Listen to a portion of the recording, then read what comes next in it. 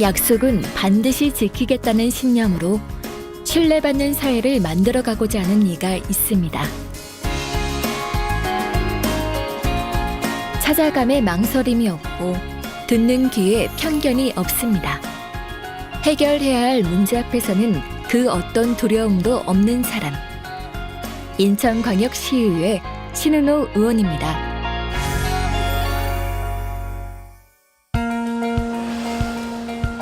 뜨거운 열기에 거리마저 한산해진 8월의 아침.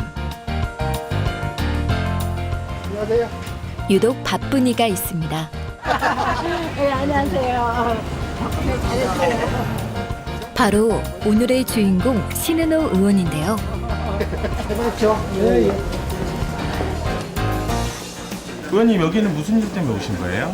이곳은 우리 전통 상인들이 삶의 현장인데요. 장사를 오랫동안 이게 40년 이상 된 전통시장으로서 시설이 굉장히 노후되고 안전상의 문제가 있어서 그런 내용에 대한 현황 파악 및 현장 시찰을 위해서 나왔습니다. 지난 1972년 개장한 부평자유시장은 부평구의 대표적인 전통시장인데요. 에 대한 것을 해결할 필요가 있다. 이곳은 지난 2009년 안전진단 D등급에 노후 등급 2등급을 받아 현재 재난위험시설로 지정되었습니다. 안전진단 D라는 게 피부로 좀 와닿지가 않는데 그 D급이라는 게 어느 정도 실정인 건가요? 이제 D급 판정은 바로 2급 직전의 단계로서 2급은 완전히 그 사람이 상존하면 안 되고 철거해야 되는 그런 단계이고, 이게 40년 이상 된 노후화 건물이기 때문에 D급 판정을 받으면 이제 보라든가 철근이라든가 그다음에 비가 새는 그런 문제에 대한 것이 전기선이라든가 이런 게 굉장히 얽혀 있어서 이런 안전상의 문제는 그 D급 바로 2급 직전의 그런 상황이라 바로 조치를 하지 않으면 큰 재난을 맞을 수 있는 그런 시설이라고 보면 되겠습니다. 저 안으로 좀 들어가시고 좀 보시고. 그 결과 이곳에 상주하던 상인들 대부분이 떠나고 현재 20여 명의 상인만이 남아있는 상황인데요. 예, 지금 상인들의 분위기는 어떤가요?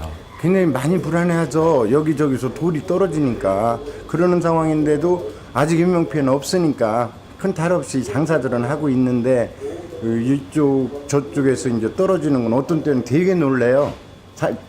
식사를 하다 말고도 막 뛰쳐나올 때도 있어요. 40년이 넘는 세월 동안 이곳을 생활터전으로 여겨왔던 중소상인들은 이제 언제 어디서 어떻게 안전사고가 날지 모르는 불안감에 떨어야 하는 것입니다. 앞으로 전통시장으로서의 역할을 할 수 있을지 의문까지 드는 상황인데요.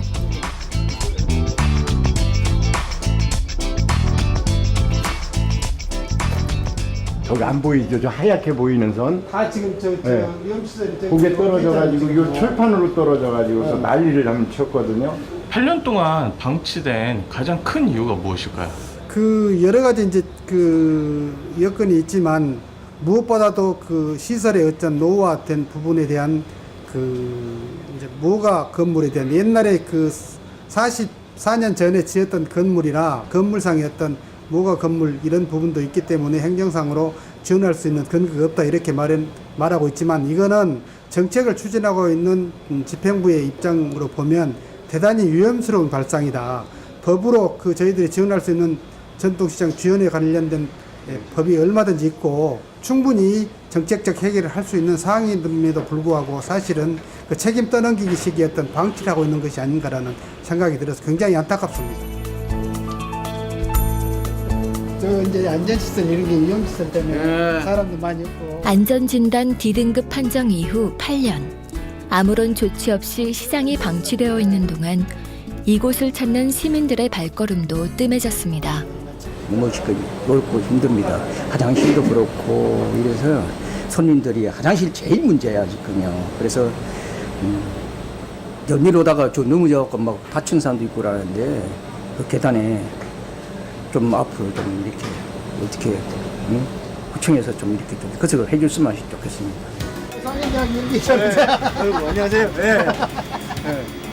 네, 이렇게 잘 배우셨어요. 불안한 생활터전 속에 살아가는 상인들에게는 그 어떤 위로보다 대책이 필요한 시점입니다. 앞으로 어떻게 진행될 것 같으세요? 지금 이제 2008년에 D급 안전 진단을 판정을 했음에도 불구하고 그 이후에 어떤 조치를 안 했기 때문에 현 상황에서 다시 한번 안전 진단에 대한 재점검을 통해서 안전상의 문제가 어느 정도인지 재점검할 필요가 있다. 지금 상황으로 이제 안전 진단을 한다 그러면 2급 철거를 해야 될 그런 상황이 올 것이다. 저는 이렇게 확신하고요. 어쨌거나 그 무과 건물에 그런 여러 가지 난제가 있는데 이것은 시청과 구청이 머리를 맞대고 풀어갈 수 있는 해법을 마련해야 된다. 이렇게 보고 있는 것입니다. 그래서 우선은 그 안전상의 우리 시민들, 소상공인들, 전통상인들이 안전상의 문제가 없도록 조치해주는 것이 급선무고 사후에 정책 대안을 마련해서 추진하는 것이 단계적으로 해야 하는 문제이다. 이렇게 보고 있습니다. 그날 오후 부평구 노인복지관에 어르신들이 하나둘 발걸음을 하는데요. 이 무더운 여름 이곳에 무슨 일이 있는 걸까요? 의원님 여기는 무슨 일 때문에 오신 거예요? 오늘 그 어르신들 삼계탕 잔치가 있다는 데서 왔고요. 그 배식 봉사하러 나왔습니다. 매일 하던 일이라 늘 찾아다니면서 봉사하는 장소에 나갑니다. 그래서 오늘 오게 됐어요. 현장 시찰이 끝나기 무섭게 이번엔 배식 봉사를 위해 달려온 신은호 의원. 저 안으로 갑니까? 어르신들을 위한 삼계탕 잔치는 굶주리는 이들에게 따뜻한 밥을 싣고 사랑 나눔을 실천하는 사랑의 빨간 밥차 봉사단체에서 주관하였는데요. 사랑의 밥차 소개 좀 부탁드릴게요. 사랑의 밥차는 전국적으로 무료 급식을 매주 월요일하고 목요일 각 역마다 이렇게 하는데 오늘은 이제 국회로부터 시작해고 전국 200여 군데 동시에 표 사랑의 삼계탕 잔치 첫 번째 전국적으로 이제 하는 그런 행사인데요. 저는 사랑의 빨간 밥차에 이사와 운영위원이 있으면서 늘 기부하고 또 배식 봉사를 계속 7년째 하고 있어서 함께 활동하고 있던 그런 축제인데 오늘 부평구에 제가 이제 사랑의 삼계탕 300마리를 기부받아서 우리 부평 노인복지관의 어려운 분들이 식사를 하실 수 있도록 이렇게 하는 행사입니다. 사랑의 빨간 밥차 운영위원회 이사로서 소외계층에게 늘 관심을 두었던 신은호 의원. 그 따뜻한 마음은 의정활동에도 이어집니다. 앞으로 활동 계획에 대해서 말씀해 주세요. 우선 무더위에 시민 여러분의 건강이 매우 걱정됩니다.